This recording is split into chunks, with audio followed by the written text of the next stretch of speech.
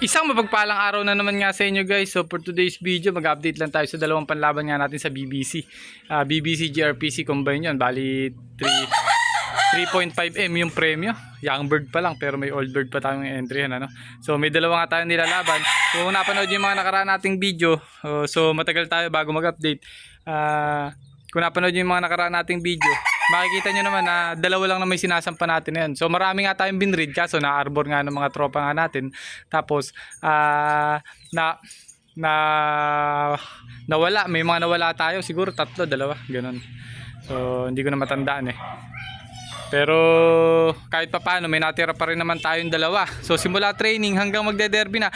Derby na next week. So derby na pala ngayong week. So araw ng Sabado sampa old bird. So susunod young bird naman. So may dalawa pa rin naman tayo simula umpisa hanggang dulo. Sana walang bumitaw sa dalawa nating nilalaban. So magkapatid 'yun, ano.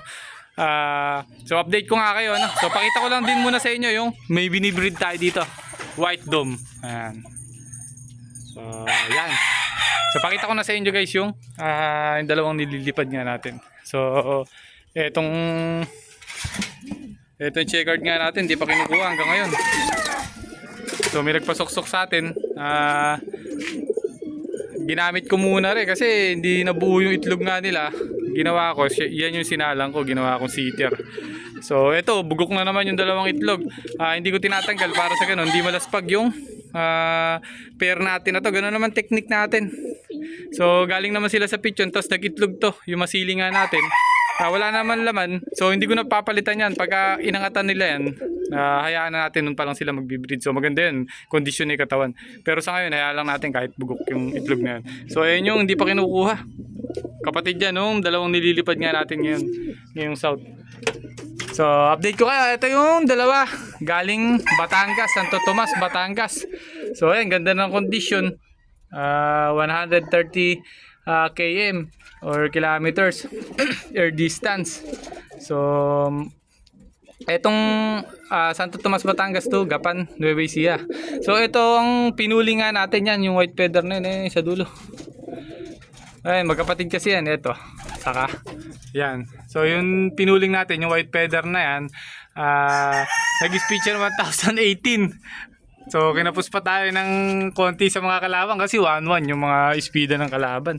So ito naman siguro lumalapit yung speed na to sa 900 plus. So nagulat ako umuwi ng 900 plus kasi laging speed na to 800, minsan madalas cut off pa.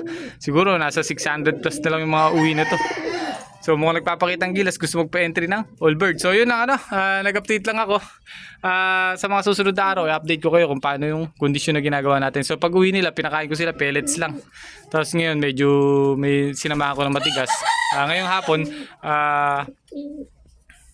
lalagyan din natin ng konting matigas. So yun, hanggang dito lang muna guys yung video natin. So yun yung mga kapares nila, gaganda.